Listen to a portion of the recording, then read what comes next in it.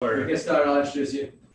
okay. Always my pleasure. Yes, yes, that's great. I'm ready when you are. I've got all your titles here, so I'll refer to them. So hi, everybody. I'm Peter Schwartz. I am the director of the IU Center for Bioethics and of the Bioethics and Subject Advocacy program of the Indiana CTSI. This is the next version of our TREATS series, TREATS, Translational Research Ethics Applied Topics. We offer these monthly, taught often by the bioethics faculty from the CTSI. And I'm very pleased to get the chance to introduce Andrew Brightman, Dr. Andrew Brightman, who has been our stalwart Purdue bioethics liaison for 10 years. Has it been 10 years? This feels like 10 years. In fact, of the various campuses of the Indiana CTSI, I think we've always had our strongest presence at the School of Medicine, but I would say Purdue is our second strongest presence. Again, thank you, Dr. Brightman, for it. And if you are watching this in the future or now from the Purdue campus, please remember Dr. Brightman, because you can contact him for your bioethics questions, including any questions you have about the ethics of research involving wearable technologies, an absolutely essential topic in today's world of research. More and more, including nationally known projects, such as the All of Us project involving wearables. And we are very interested in the ethics of this, and Andrew is absolutely the one of us who knows this best. I'm just going to mention his titles. He's Associate Professor of Engineering Practice, as well as Assistant Head for Academic Affairs, correct, at the Weldon School of Biomedical Engineering, and recently became the leader of the TL1 pre-doctoral program of the Indiana CTSI, I guess also at Purdue, not system-wide. But System-wide. System-wide. Yeah. I messed up. No, that's all right. The different campuses oversee the different aspects of training. Outstanding. So Andrew, taking on that role, I'm sure he'll do wonderfully at it, reflecting the excellent and wonderful work he's done for the bioethics program of CTSI. So now I'm going to turn you over to the wonderful Dr. Brightman. And I've ruined his concentration, I've made him blush. That's always my goal in introducing.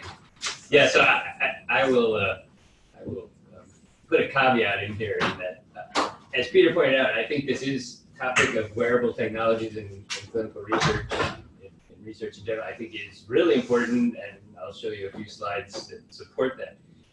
But it's moving quickly. The field is moving quickly. The development of the wearable technologies is moving quickly. The integration in research, and so thus ethical questions are arising. And so today I'm just going to touch on a few maybe highlights. I think there's some more issues and deeper dives that could be considered, but as a way to get researchers quickly up to speed, I hope this will be helpful.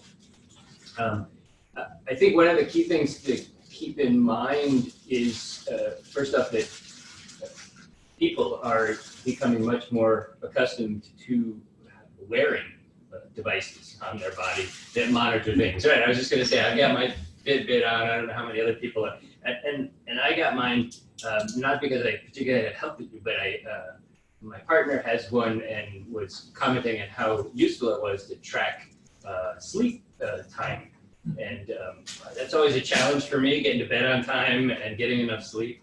And after I saw the recent CTSI talk on sleep issues related to Alzheimer's, I'm like, okay, I'm going to monitor this sleep and make sure I'm getting. So, and it's an issue that will come up also as we talk about this idea that how we are as people, as subjects, potentially influenced by these devices, and how that might play into the kinds of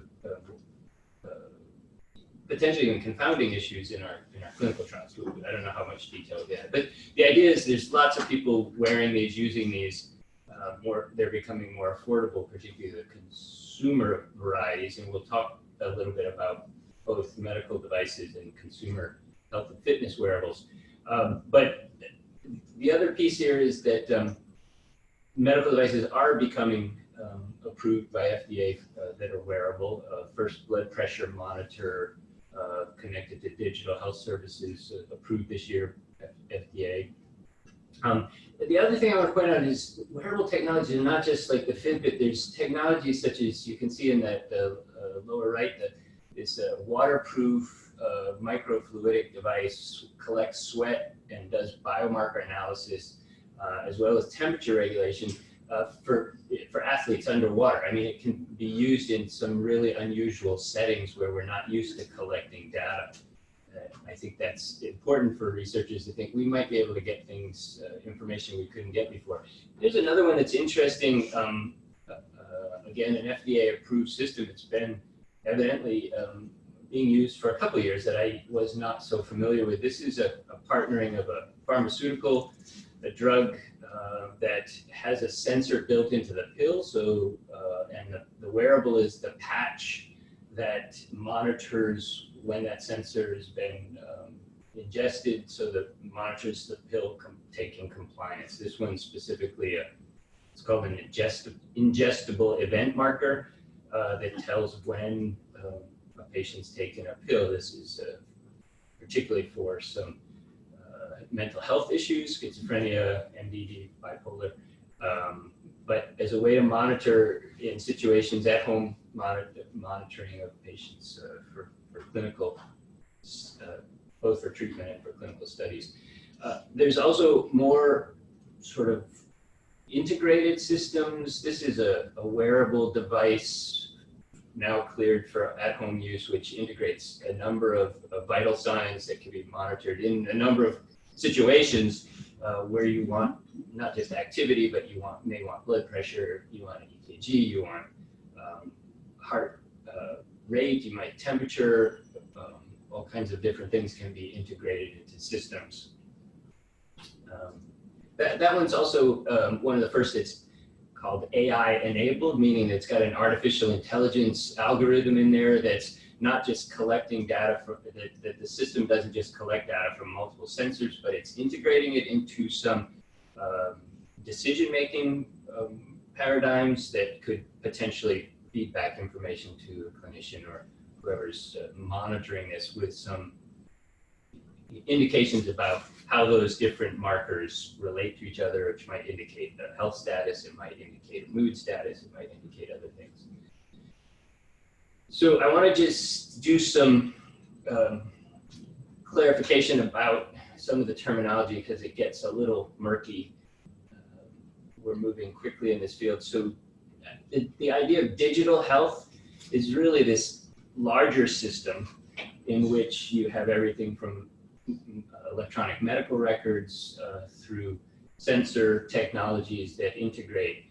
And within that, there are medical devices and there are even systems in which these consumer-based devices for health and fitness and activity can be integrated.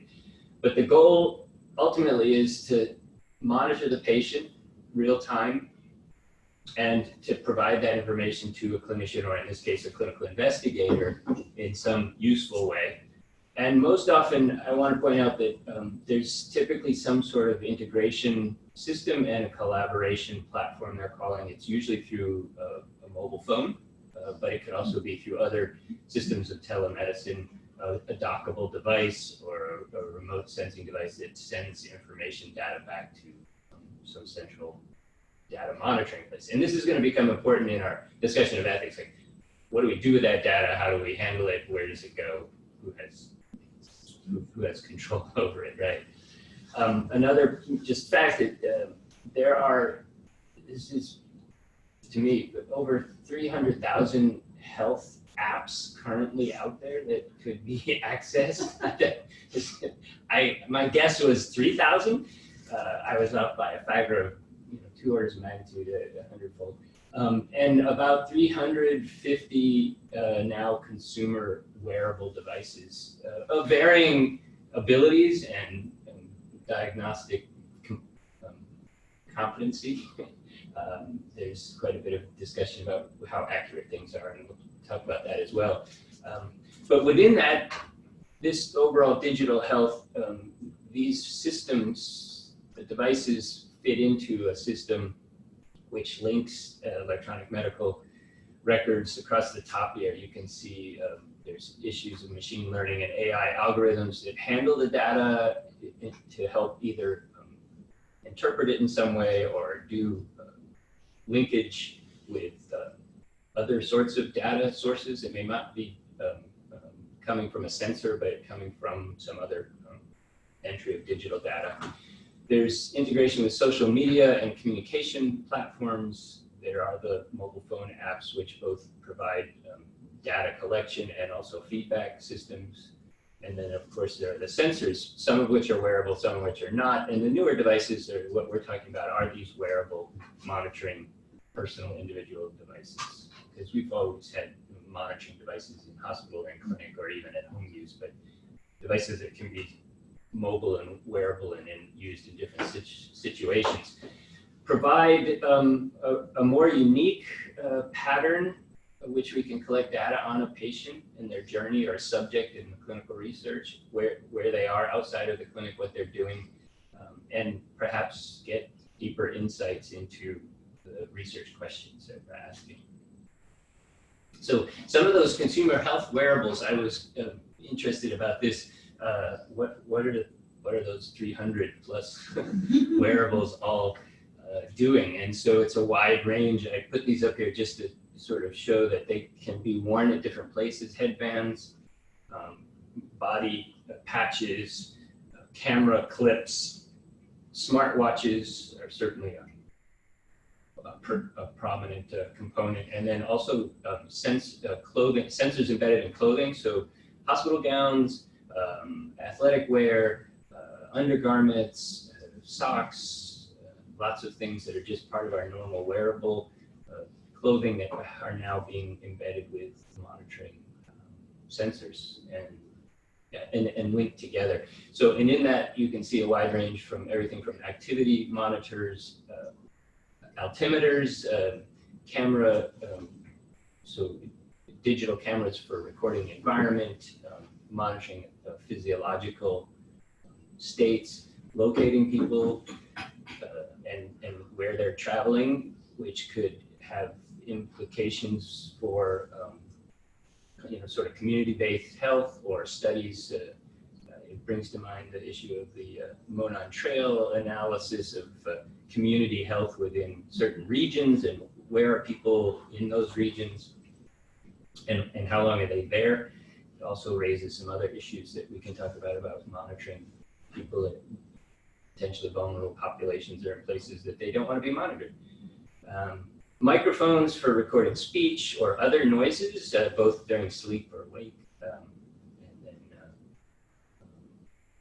as we said, different sorts of physiological, but also pressure-based monitors, so monitoring how much pressure a patient is maybe putting on one foot versus another, or where they're sitting in diabetic patients, understanding those skin influences. So some of the terminology, as I said, my understanding as this breaks down, and if you see it differently, please help me understand this, but digital health is really about the larger complex digital systems and platforms that support medical care, so a wider range of umbrella.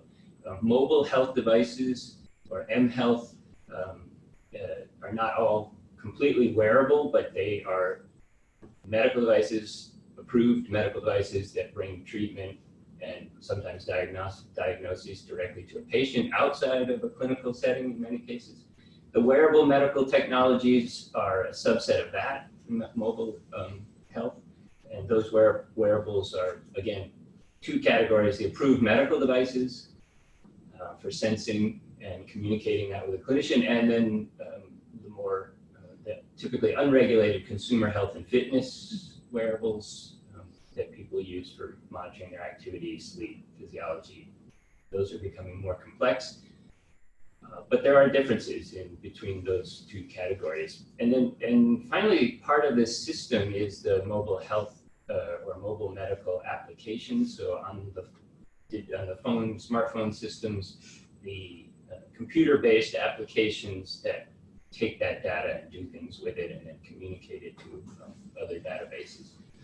The FDA, for a number of years, was not regulating any of those, and that has shifted In fact, a guidance just was recently released a week ago, yeah, on how these should be regulated. And there's 3 categories in there. There's these definitely regulated medical device mobile apps. They're calling them medical devices because they're either used as an accessory to a regulated medical device or they transform a mobile platform into a regulated medical device. Then there's the category of definitely not a medical device and not going to be regulated. And then they have a third category, which is more ambiguous. They have a term for it, but it's basically they will take it case by case. They're not going to categorize any particular devices because there's maybe some unique capacities that they want to monitor. So they're reserving their decision on those. But they wanted to put that out there for both, I think, the medical device manufacturers and the app developers to have a sense of what are the categories that we might fall into, because getting it medically approved through as a device through the FDA is a much more costly and time intensive process. And were there any thoughts about those terms? Is that how you recognize them, or is other? Yes. The ingestible you mentioned before, where there was a wearable attached to it. Right. Would that then not be considered a wearable if there wasn't that other thing connected to it? So like with an ingestible pill that was transmitting to a computer. Right. That's not a wearable? No, so the sensor in the pill is not directly considered a wearable. But I'm pretty sure that sensor and that patch is considered part of a medical device, a wearable medical technology, because it does directly relate to treatment. An interesting question I hadn't thought about, because within the device, within the FDA approval realm, they have the pharmaceuticals or the drugs, and then they have the devices, and then they have the biologics, and then they have the combinations. So I actually don't know where that one falls, because it's a drug and a device. It's a combination, but it's not directly combined. It's only connected so wirelessly. I'd have to look into that. And by this new guidance, the Fitbit is not a regulated FDA device. Not currently. Right, 'cause it's not linked to a medical platform. It's just checking pulse. That's right. And if there was a app that then could detect whether you have a fib using your Fitbit, would that be regulated? It probably would become regulated. Now there are apps. I have one on my phone. Cardia has one for monitoring, and it communicates with clinical people.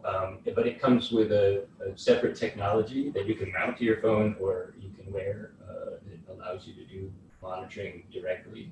The app just collects that data and processes it. But it is that particular version is a regulated medical device. The device that you use. Yes. The app itself is not, but the device is. Kind of, or to use it with the device. I think the app would be considered because it's using that data and communicating it to your doctor. Right. This is like what the astronauts wear when they're continuously monitored, right? Yeah. I don't know how the bio information in their suits works specifically, or whether it's considered a medical device or not. It's interesting. I know there's definitely a lot of physiological monitoring going on. Probably much of this technology came out of that early work, and it's been developed more. Yeah, but there are also, mentioning the Fitbit, there are also similar devices to the Fitbit. This Verily Study Watch is an FDA cleared device specifically for medical research. So people have recognized that maybe clinical researchers will want a higher level of accuracy or control over the data and not involve a third party potentially. So I don't know what the third party regulations will be on this, but this was developed by Verily, a subsidy of Alphabet, which owns Google. Was developed probably for the Google Health, some of their research, and they have a large national scale study going on as well. I've forgotten the name of it. it's like the All of Us, but it's something like they want to get 10 million patients wearing these devices and collect all that data. So it's very similar. But that's a version, a medical device version of a Fitbit in that sense. This one actually records ECG rhythms, but there are similar ones. So interesting, clinicaltrials.gov, I came across this study of how wearable technology was coming into clinical trials, and in January they did a search, 200 clinical trials with wearable devices or wearable technologies. So I just did another quick search recently. That's gone up since then, but more interesting to me was I found over 400 trials that they didn't say necessarily, some of them said wearable, but the 410 I think, that said Fitbit in them. So they actually 400 trials were using the Fitbit currently, and that's just one of these commercial or consumer technologies. So I was just curious how prevalent would be a study watch versus a Fitbit. And one that's currently enrolling is actually a randomized clinical trial on comparing the standard care after cancer surgery, which is asking the patients, I think, on a weekly basis to complete a questionnaire. I think they get emailed this questionnaire about life activities, and they're trying to determine how quickly patients are recovering from major surgery, cancer, tumor removal surgery, a number of cases, brain surgery and bariatric and bone, versus them wearing a Fitbit monitor that the data from the Fitbit app is fed back to the clinician, and they're looking at a couple of parameters, how active they are when they're sleeping, and they've set up a paradigm or a monitoring protocol to say, on a rating scale, if the person seems to have recovered back to normal level of activity.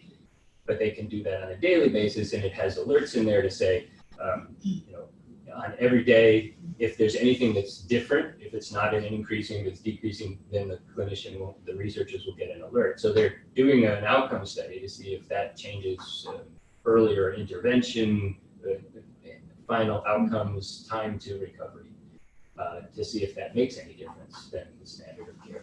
So interesting opportunities. So how else can these wearable technologies help in research? So I wanted to point out why they might be becoming so prevalent. First of all, you can, in many cases, more easily and accurately monitor detailed longitudinal data outside of the clinic, right? You can get, as I just explained, instead of just weekly reports, you might get daily reports, you might get hourly reports on how a patient is doing. Subject. Now, the accuracy is an issue that we have to talk about or think about, and the ease, what does that mean for ease for who, the patient or the clinician? But we also have the opportunity to collect data in a much wider range of non-clinical settings, as I indicated earlier, sleeping, showering, swimming, traveling, out in the woods somewhere, as long as I think they have some phone service to communicate that data back. But even if it's intermittent phone service, you can still be collecting, the device is collecting data continuously, so it's charged. But they do require connectivity with online communication services, but that does provide ease of, it's a little easier maybe than standard telecommunication or email communications, or certainly less visits directly to the clinic, phone conversations. Also, the connectivity to other systems, as we talked about, cameras, microphones, to collect different kinds of data, and the data management and analysis. So these particular machine learning or artificial intelligence algorithms that might manage the data or combine it to give decision-making output. Some potential advantages of the consumer wearables. Well, in some cases, they're used because they're less expensive than the medical devices. They may be easier to get, and maybe the subjects already have them, and so you're not interfering with their life or complicating their life in a sense, to ask them to use a different kind of medical device. I did a test a couple of years ago with a chest harness monitor, and I found it both uncomfortable and not very effective, and didn't work in lots of conditions. And then so using a handheld monitor or a wearable monitor was way more. It felt like I was getting much more information, and it wasn't as intrusive. So you get better patient's compliance sometimes because the consumer devices are designed to be more user-friendly. They're more comfortable. They sometimes look nicer, and so people are willing to participate in that way. And you get built-in and continuous user feedback and support, which is often part of what gets people to buy them. They want some feedback. They want the good job when you get your 10,000 steps, or or you should get up and move. I get a warning every hour at 10 till you haven't moved enough. Are you alive? Keep moving. And so those are advantages, but there's also questions about how does that influence the actual behavior of the subjects, and how does that influence what you're trying to study. I think it's an interesting piece.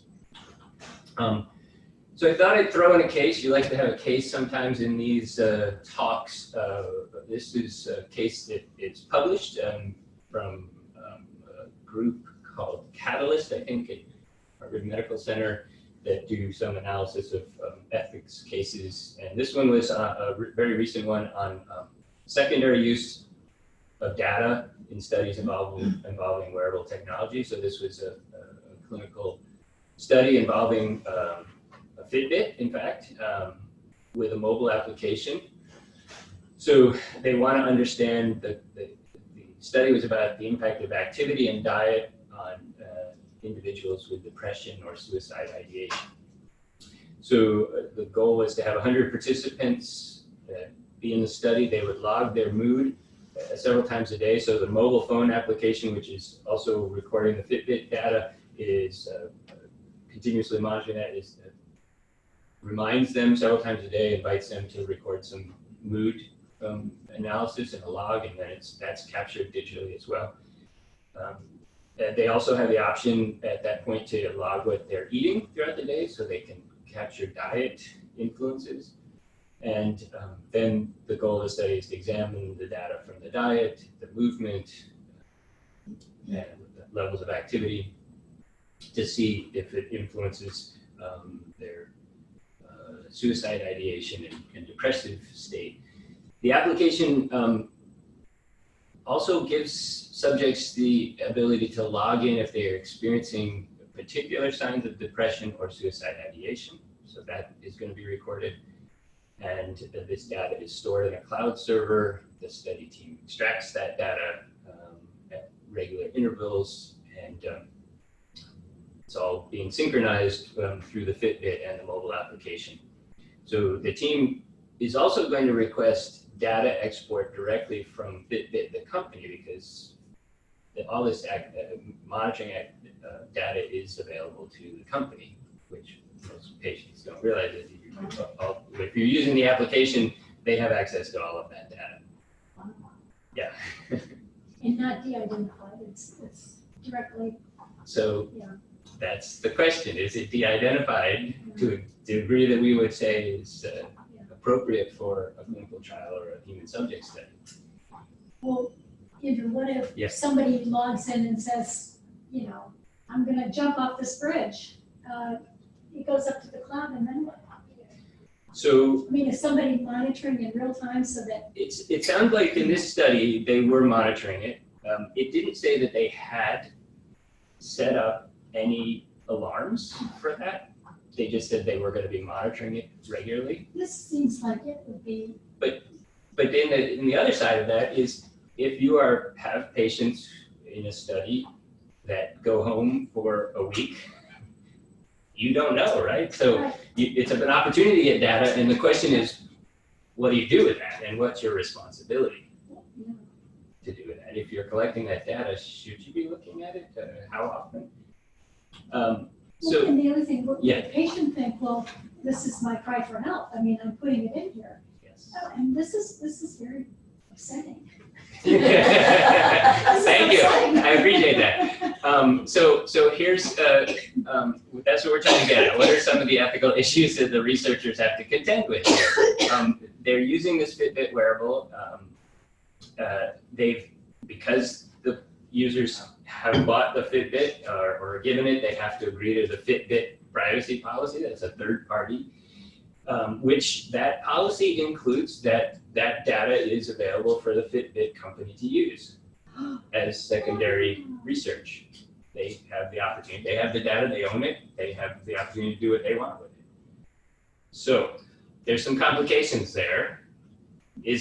How identifiable is that data? Is it protected? It got IRB approval to do this, knowing that there was third-party involvement. So how should the researchers, if you were in this situation, how would the researchers design this to be an ethical study? What are some of the options you might, and what are some of the things you're thinking about? Meg, you can come with some opinions here. Yeah. You say, which part would you modify part, or just not do this at all, or do you not want to say? Dr. Gaffney has flown in from Italy to consider this case. Yes. She flew all last night, so she's allowed to not answer. It's her. She's lovely to be here at all, but let's hear. She has some concerns. If she doesn't, I've gotten some responses. Yeah, so I mean, I have several concerns. Yeah, That's what he asked. That's what it's, Yeah, tell me. Yeah, so the one thing is that, well, I mean, just as you said here, is that for Fitbit as a company to have access to data, which in order to be useful, it seems, cannot be totally identified unless you're just gonna dump it into say we have 150 Fitbits and they recorded 130 episodes of, severe depression or whatever. Can we full stop there though for a second? Mhm. Because I think what you're raising there is, I think some of us also share your concern, I think Andrew probably does too, that before they even started the study, Dr. Brightman just sort of highlighted a fact of Fitbit that maybe we didn't know, which is that Fitbit gets the personalized data and can collect it and can link it to your name. And that's apparently, you can correct me with what I heard you say, I'm not sure I got it right.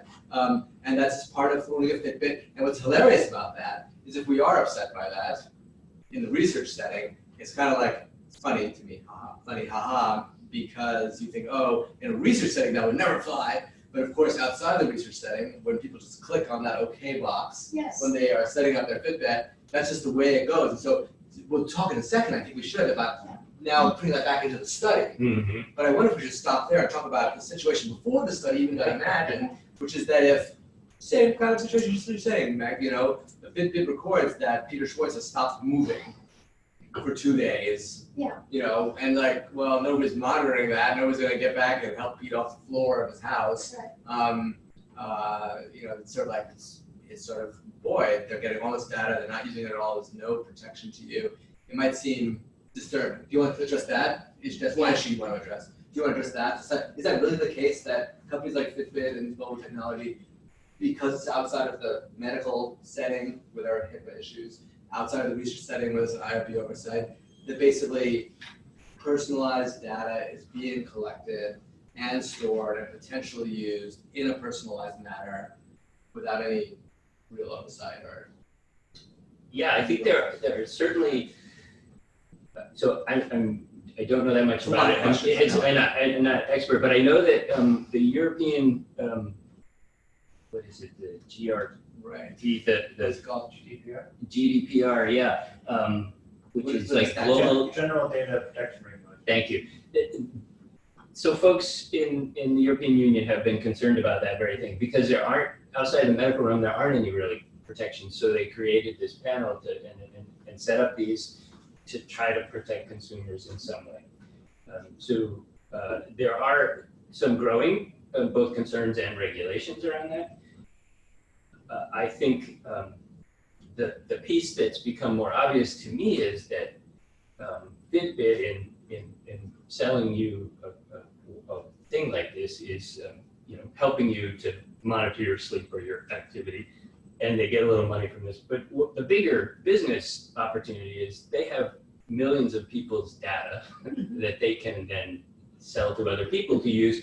And in most cases, it's not medical. They can't really sell it medically because then it would, change the rules. But for consumer use, who's using it? How are they using it? What are they doing? They can make better devices. I mean, that's what the secondary use is. Fitbit is trying to make a more marketable consumer product, and they can also sell that to other people who might want to market something similar, or it can create a new. Yeah, but you can also think about like insurance. So let's say that I want to buy life insurance, but I also have a Fitbit, and it's been recording me for like the last 5 years or something, or 3 years or whatever, and it shows that I never move, I never do the stairs, I overeat, but whatever. Yes. That's a great example. If that goes to the life insurance company, they might say, well, I don't know, man, you're kind of a bad risk, or here's this elevated price. I could. But you never wear it. I mean, like, I'll wear mine and then I won't wear it for 2 or 3 Better watch weeks. out. It makes me nervous now. Or the battery wears or Yeah, something like yeah, that. So it just sits there. and It's bad data. So And is then that, the so second thing- that's, It's even worse. yeah, But then the I'm- second thing is though, How do you? why can't Harvard, who probably did the study, purchase the Fitbit and create account 1124? I mean, why are they Yeah. giving personal information to that's Fitbit? an option. Now, I just want to say, Harvard's doing the case study.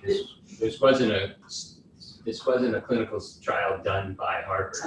It's their ethics group that does case studies of these sorts of technologies, and you can go to this site. I put it on there and see different case studies. Well, but Yeah. but you can set up a Some- fake yeah. account. I mean, not fake, but Yes. an and another, And or then de-identified. Yeah, Right. Right.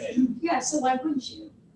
I would- You why guys would we recommend, want that? if you had the researchers came to BSAP and asked your opinion, it sounds like you would say, well, you should be aware of, because the research setting, now it's better not to get the personalized data from Fitbit. Yeah. Better to do it some other way, so it can be de-identified and just linked for purposes of studies. But could it be de-identified? I mean, I would have to think through because I know you can track location to, Yes. such, I mean, Right. so a That's home, they're spending the same, spot at that. So you could probably, if you wanted to, Re-identify. re-identify. That's Pete Schwartz.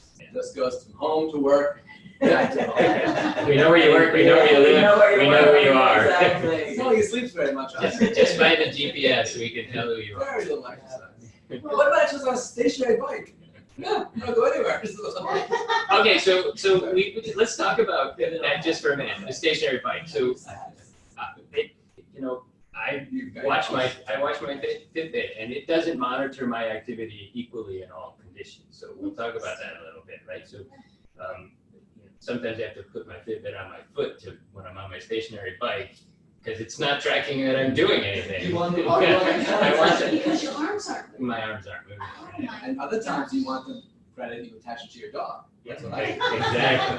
It's continually moving. Which always. people do. And how do you know who it is actually using it? Gotcha. So, and the other piece is the more advanced technologies do have, so this particular sensor is right now set, so it can determine when I'm biking versus when I'm walking versus when I'm running and versus when I'm swimming.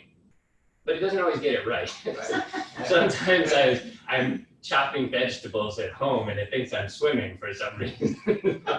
but it is remarkably accurate, more than I thought it would be, to monitor how many laps I did in the pool without me telling you to do anything. So that's an interesting component. So I guess I still don't quite understand. At the whole beginning of Fitbit, why did Fitbit, the company, feel that it would be important to actually receive the data itself?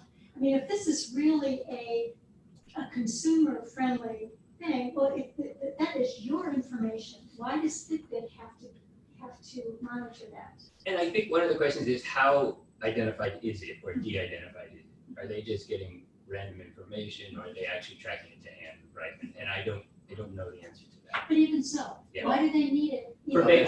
For making better consumer products and for marketing other things to you. If they find out that you swim a lot, well, let's market you, let's sell that to Amazon, and they're going to try. I get ads for, do you need a new pair of swim goggles, or here's a pool, you can go to this resort and swim here. People like Meg and I were the last at the party, but it sounds like Jeff Bezos, right, supposedly had this idea that Amazon would be primarily a data collection place rather than an actual store.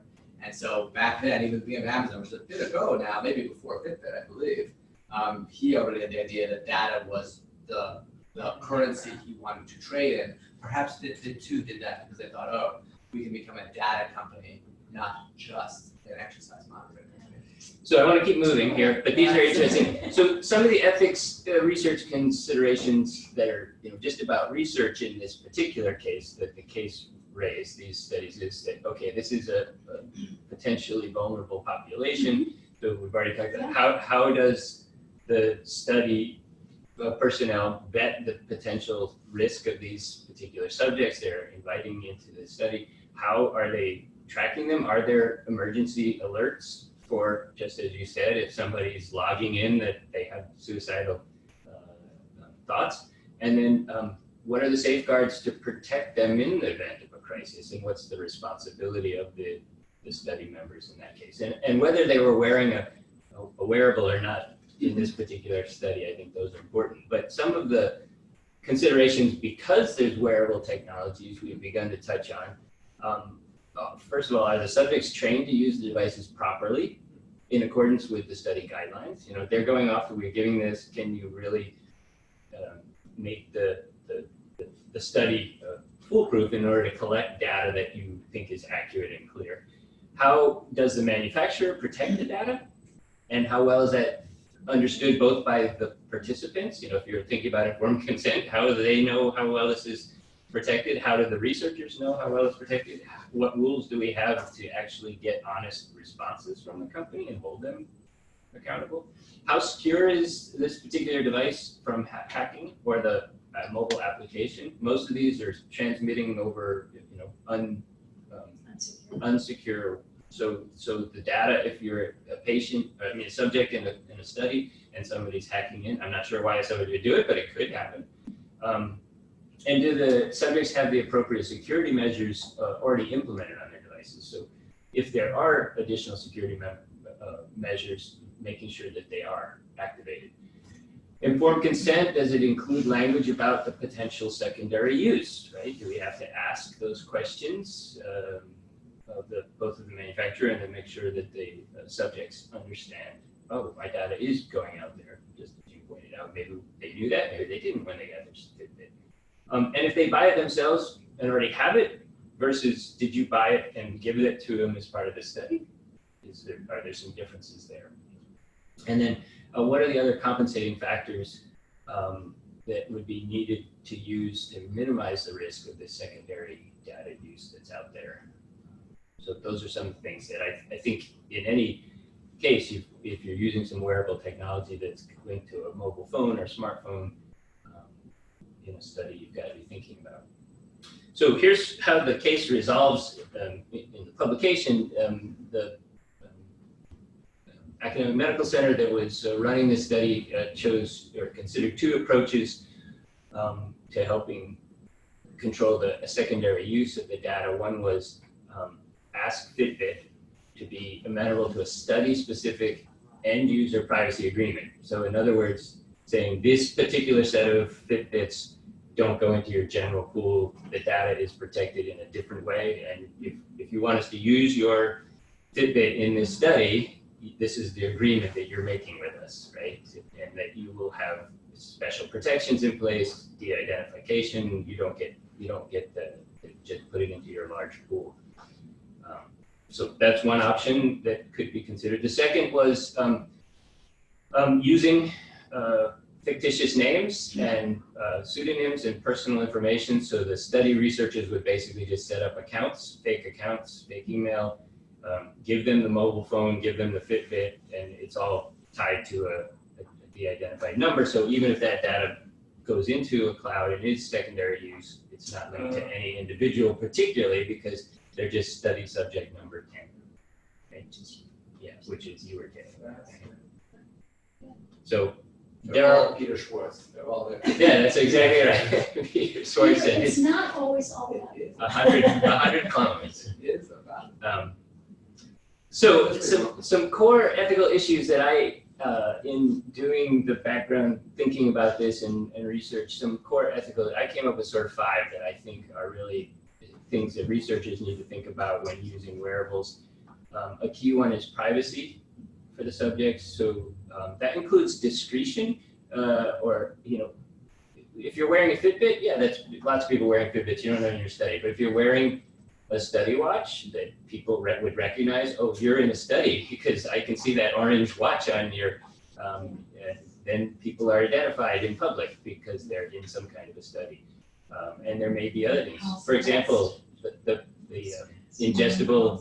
ingestible event mark, yes, exactly, the ankle bracelets, or the ingestible drug monitoring device. If you can't hide where if it's on your face or somewhere, people can see.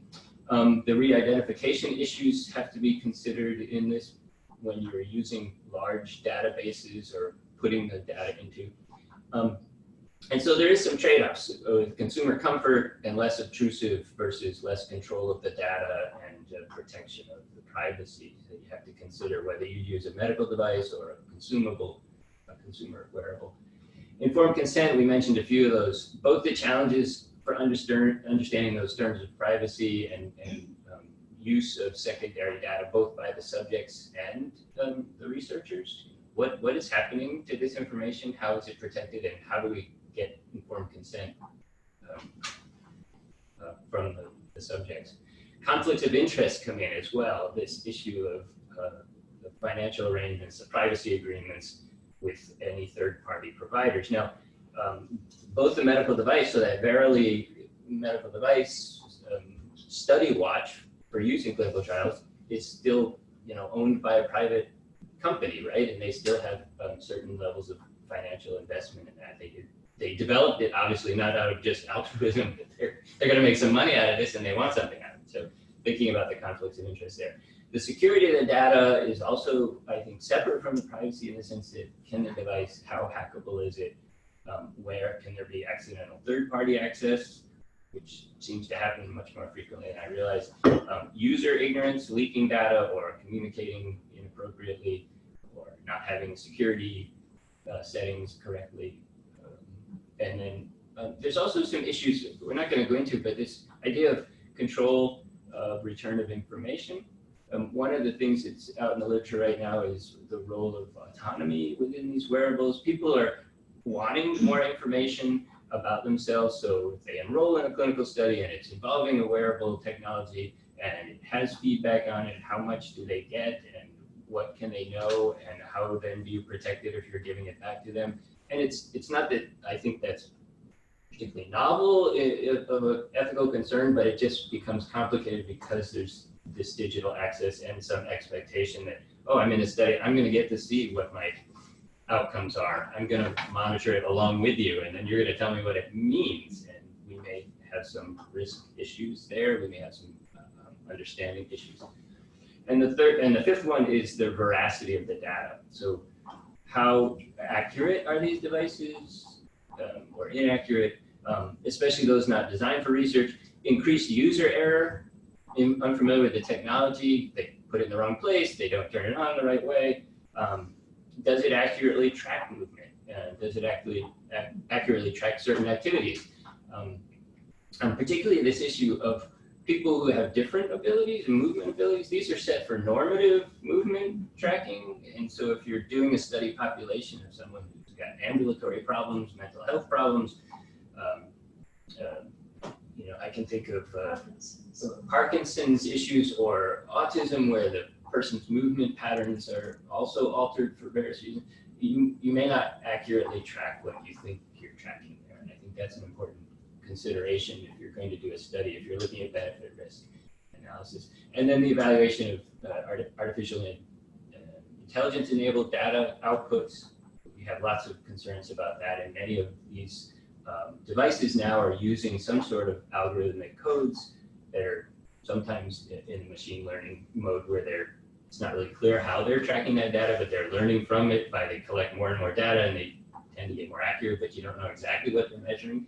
So how do you interpret that data? And then the last piece is this influence of, you know, are you getting an alteration in clinical outcomes because there's some sort of social engagement, digital influence, that's actually confounding the study, what you're trying to look at. So those were the 5 things that I pointed out. And then in some further reading, there's a group at UCSD that's been studying particularly digital health and mobile health issues and trying to understand. So this is a group called Recode. You can go to their website, it's linked there in the middle. And they've come up with a decision-making framework and a checklist for digital health researchers based on bioethics principles. Really interesting. They've published a few papers on it. And their 4 primary categories involve similar issues of privacy, access and usability, data management, and risks and benefits. It breaks out, if you go to the web page, there's some very specific questions under, I know that's kind of small print, but for example, under access and usability, is this mobile health device, wearable device, is it accessible to diverse populations? Can it be tailored for specific end user data collection? How long is the data? Is it short-term or long-term data storage? What do you need? There's issues of data management, certainly issues around privacy that we already mentioned. So this is a research group that's actively trying to understand the ethics, and it's a field, so another resource that people might use. And they've published about this as well. The other group is Exertia Mobile Health App Guidelines, and this group is partly American, the AMA, American Medical Association, combined with AHA. I think they got involved because a lot of the early wearables were around cardiology issues. HIMSS, I've forgotten what that is, but it's a health information something security group. And so these 4 main groups got together to found this about 5 or 6 years ago. And they've been working on coming up with a set of privacy and security guidelines, which were initially sent out, I think, maybe last year, about a year ago, for public comment, and that meant also clinical comment, and then they finalized them just in August, and those are online now. And I've just highlighted, there's a document that you can go to, but they have 6 privacy areas and 9 security issues that you can go to start sort of asking questions. Who's the data disclosed to? How's it collected, retained? How long is it stored? What are the business purposes behind the secondary use if it's there when you're using these? So there's a long list. And they also talk about complying with this general data protection regulation, as well as good clinical practice with wearables. The security concerns, we've mentioned a lot of these, but how does the app developer, and this is particularly for mobile apps that they're addressing less about the sensor devices, but more about the apps that link to them. How do they maintain a non-hackable security system around the data? What do they do if there's a breach? How do they comply with HIPAA and other data privacy issues? So, and it's just another set of good privacy and security guidelines, particularly for mobile health researchers. And then here's a few articles that I think are useful for people. The Nebeker group has a couple on there. In the 4th one down is the development of decision-making tool list that just came out in Translational Behavioral Medicine. A very highly cited paper is Hywick, Ellis and Andrews Johnson, Rise of Consumer Health Wearables, Promises and Barriers. It talks about how these are becoming part of our clinical research as well as our medical health delivery, and there's some concerns. That's it. Questions and thoughts? So, if you are a researcher wanting to do something with wearables or mobile health, why not just go to one of these companies that is already collecting this data? from a non-medical device. Just say, hey, I'll pay you X amount of money. Rather than enrolling someone in a clinical trial, find these mobile health apps that are already collecting the data and just find it from them. Because these all seem like very hard problems. Mm-hmm. And you can, I don't know, can you avoid it by just going directly to the companies that are already collecting? Well, there would be a big issue with informed consent. I don't think you get IRB approval to go after data that was collected without the user's understanding that it was going to be used in that particular way. Is that correct? I mean, Well, it depends on the study, right? I mean, I guess it depends on the study. In my interesting. I mean, I think if you got you're saying if it's completely de-identified data, that probably would be kind of problem. If there's something we just want to know, like what's the general activity level of Fitbit wearers, right. why sign people up and give them Fitbits, why not just go to Fitbit and get it from them? Yeah. Of course, it might be just in diabetics, seriously in diabetics, or. But then you have to know who the people are if you're going to know if they're in a particular class, medical class. Do they have diabetes? Do they have they had cancer? That would be the reason why you go through, jump through all these hoops. Do you think these all do sound so bad, TJ? It's interesting what you said. I feel like this is scaring you off. I want to, maybe we could, whatever topics we want to cover in the last few minutes, but it's an interesting question. We meant this to be one of our treats talks. So it's meant to be like, what you need to know if you're going to do research about wearables. And you've identified some issues. And hopefully some resources. And some resources. I think we'll put up the link to the Recode site, so that is a useful thing for people to look at. But it sounds like if you had a study and you wanted to give people Fitbits, do you think does it scare you off? I'm interested in your affective response. You seem to be freaked. You seem freaked. The AI thing bothers me too. So like whatever is approved, we don't know if it's going to be what actually comes out in the end. So I just don't know how you regulate that. That just seems, yeah. Yeah, and that's a whole separate.